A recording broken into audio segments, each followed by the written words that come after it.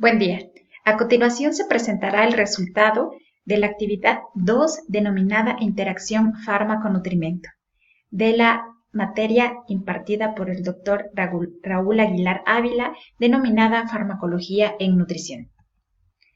Es importante señalar que los nutriólogos, como profesionistas de salud, necesitan conocimientos referentes a la interacción entre alimentos y fármacos o fármacos y alimentos, ya que ellos tienen la intención de preservar o propiciar la salud de sus pacientes y recibirán pacientes enfermos y pacientes saludables.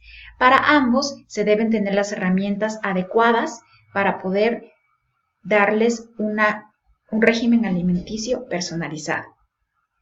Por lo tanto, en esta actividad se abordará las interacciones fármaco-nutrimento y viceversa para los padecimientos relacionados con el sistema inmunológico. Elegí este sistema porque creo que hoy en día hay diversos padecimientos relacionados con este sistema tan importante, ya sea el SIDA, lupus, artritis, entre otras enfermedades que afectan al sistema inmune. Bueno, la interacción fármaco-nutriente tiene una importancia tal que se proyecta directamente en la salud de cada uno de nosotros, propiciando problemas debido a la interacción farmacocinética o farmacodinámica de los nutrientes y los medicamentos, y por lo tanto de su ingrediente activo. Puede haber diversos motivos por los cuales tenga que abordarse estas interacciones. La primera es porque no hay una asesoría adecuada en la cultura popular hoy en día de los pacientes o de las personas en general, ya que pocos tienen conocimiento de la combinación entre ciertos alimentos y ciertos medicamentos, así como de su conservación, de la ingesta en ausencia o no de comida, de la administración o de la reconstitución o la combinación con otros medicamentos.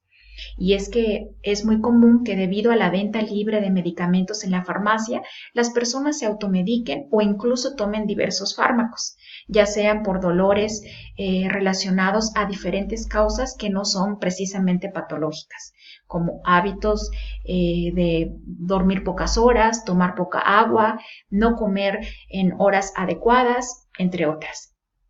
Además, estas interacciones también pueden provocar tratamientos ineficaces, toxicidad e incluso mortalidad. Por lo tanto, es importante que los profesionistas de la salud, como los nutriólogos, orienten a los pacientes al respecto. También es importante señalar que muchos medicamentos pueden propiciar deficiencias nutricionales si no se tiene un tratamiento y una alimentación adecuada. Las interacciones fármaco-nutriente o alimento-medicamento pueden clasificarse en tres tipos.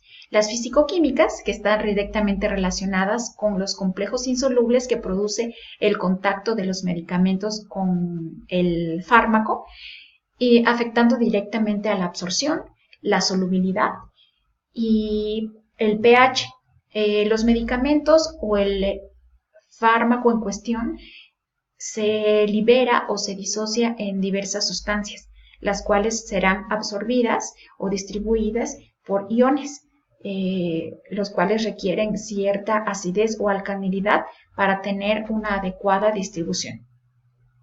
También puede propiciar reacciones de oxidorreducción, las cuales radican o su importancia radica directamente en el sistema LACME, las cuales también corresponden a las interacciones farmacocinéticas, afectando directamente a la distribución, a la absorción, liberación, metabolismo y excreción, ya sea por incrementar la liberación de iones calcio, potasio, o por retrasar la absorción a nivel gastrointestinal, entre otras circunstancias. También están las interacciones farmacodinámicas, las cuales radican directamente entre la relación nutrimento-fármaco y como los agonistas o antagonistas, ya sea contribuyendo en su incremento de absorción o disminución o de liberación o incluso la excreción, aminorando el porcentaje de eficiencia del fármaco. Bueno, esto se puede proyectar mediante conociendo o entendiendo que el pH estomacal o intestinal radica directamente en la disociación de dichos principios activos, ya sean ácidos básicos, en ácidos o bases débiles. También tiene mucho que ver la cantidad de comida contenida en el estómago o en los intestinos, lo cual propicia la eficiencia de la absorción del medicamento por el vaciamiento estomacal. Por otro lado, el consumo de alimentos radica directamente en la terapia farmacológica, ya sea por alguna deficiencia nutricional o por alguna interacción, algún efecto adverso del medicamento sobre algunos síntomas gastrointestinales. Bueno, el sistema inmunológico es muy importante porque es el encargado de defender al organismo contra invasores externos. Está compuesto por órganos, células y proteínas que protegen de diversos agentes. La intención de este sistema es preservar nuestra salud, procurando la homeostasis del organismo. Está compuesto por los adenoides, amígdalas, nódulos y vasos linfáticos, timo, vaso, la placa de Peyer, el apéndice, incluso lo generado por la médula ósea. El sistema inmunológico puede dividirse en el innato o inespecífico. Este es el que ya traemos desde nacimiento, ya sea por carga genética o por diversos factores. O el adquirido o específico. Este se desarrolla a lo largo de nuestra vida, por el contacto con algunos alergenos, por el periodo de lactancia, por los antibióticos que nos administra nuestra progenitora o por diversas circunstancias. Cuando hay un desequilibrio entre estos órganos o células, se da lugar a los trastornos inmunológicos, los cuales producen una inestabilidad o enfermedad y deben ser abordados por el médico mediante cierto tratamiento y por supuesto por el nutriólogo para conllevar una relación eficiente y buena para que el tratamiento sea exitoso. Bueno, los trastornos inmunológicos se clasifican en tres. Pueden ser las alergias o estados de hipersensibilidad, los cuales no son tan graves ya que no tienen una dolencia o una enfermedad permanente, pues pueden controlarse evitando los alergenos o vacunando. Las causas de estas alergias pueden ser polen, ciertos alimentos, el pelo de algunos animales, polvo, entre otros. También están las inmunodeficiencias, las cuales son adquiridas ya sea por virus o causados por estrés o por algún agente infeccioso. El comúnmente conocido es el SIDA causado por el VIH. Estos son tratados por antirretrovirales o medicamentos llamados Itian o Itinan, que más adelante vamos a ver cuál es su significado. También se tienen las enfermedades autoinmunes, las cuales aún no se sabe la razón específica de su causa, pero se cree que son originadas por carga genética, por estrés o por algunos factores psicológicos. Estas enfermedades se originan debido a que las propias células se defienden contra otras del mismo organismo, originando enfermedades como artritis, esclerosis múltiple o lupus. Estas enfermedades se combaten con inmunosupresores, inmunoestimulantes o antiproliferativos.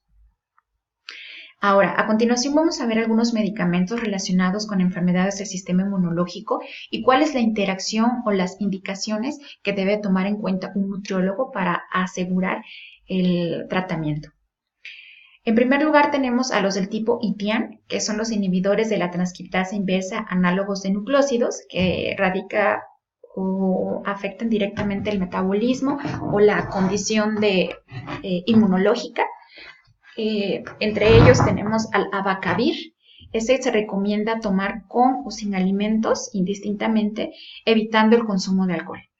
Bueno, aquí puede haber una excepción. Se le puede dar libertad al paciente de consumirlo con medicamentos, pero se le puede dar preferencia a que lo ingiera sin medicamentos, ya que está comprobado que la ingesta de comida retrasa la absorción del fármaco, pero no afecta el contenido en el plasma, lo que podría inferirse que el efecto en la primera dosis puede ser mucho más lenta si se consume con alimentos, pero el contenido o la eficiencia va a seguir siendo la esperada.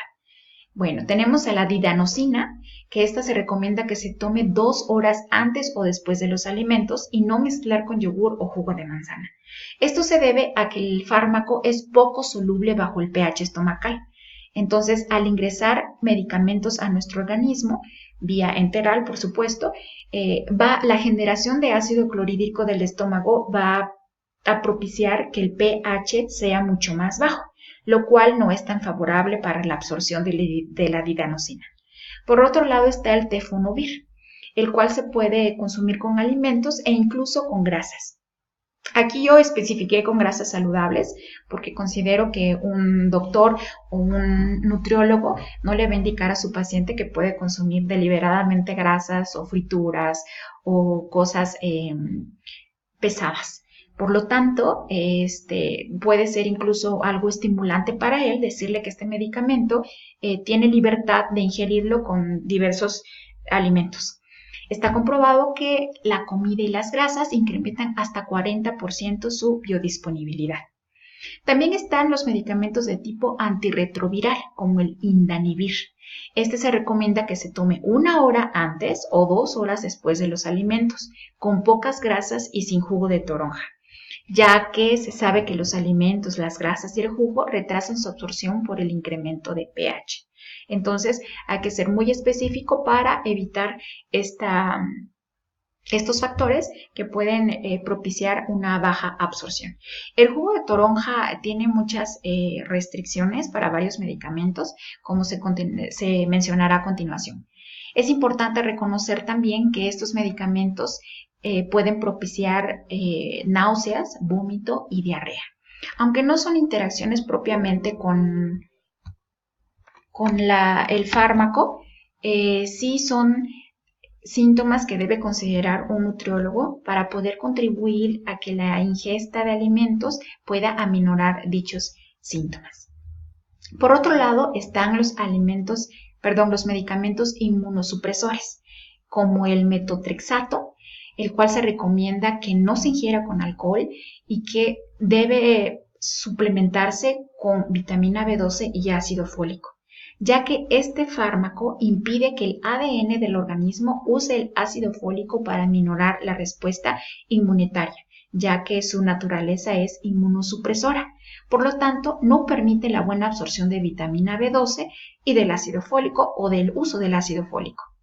Por otro lado, tenemos a la ciclosporina, el cual se pide que no se tome con jugo de toronja ni se alterne con el uso de la hierba de San Juan, ya que la ciclosporina es un bloqueador de los canales de calcio, contrario a lo que hace el jugo de toronja, que facilita dichos canales. Entonces se podría dar una relación antagonista y como nuestra prioridad es que el fármaco tenga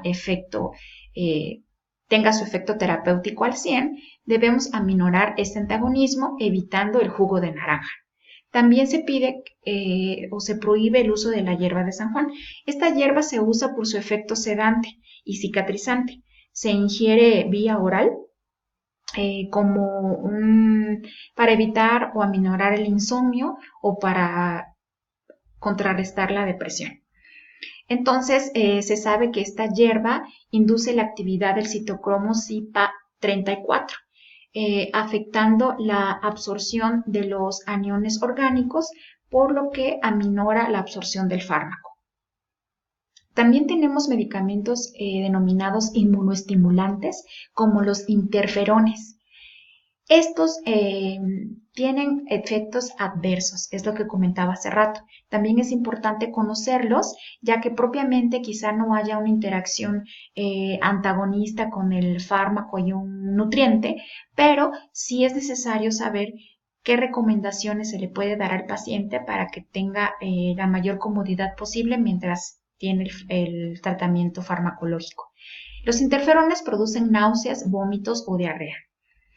Y por lo tanto, se pide al paciente que evite los alimentos grasosos, picantes o ácidos, incluyendo jugos de naranja o de toronja o de limón.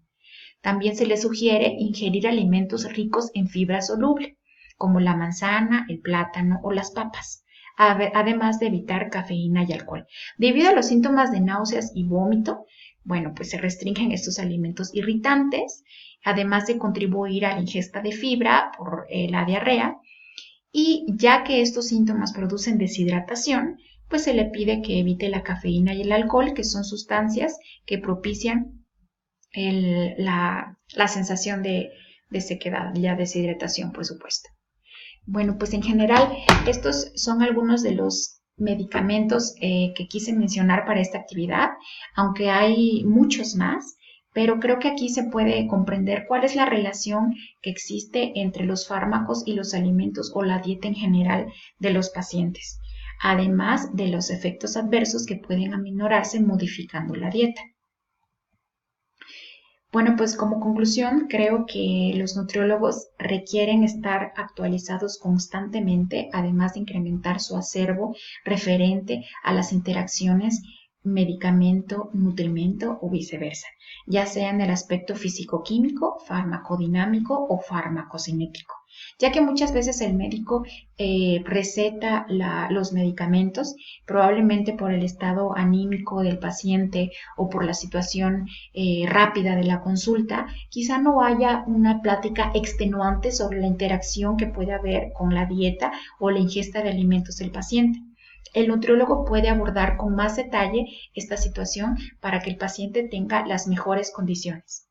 Creo que también es importante trabajar en conjunto con un médico, con el médico de cabecera o especialista del paciente, para poder monitorear a este mismo y saber si las indicaciones han sido eficientes o respetadas o si es necesario hacer algunos cambios.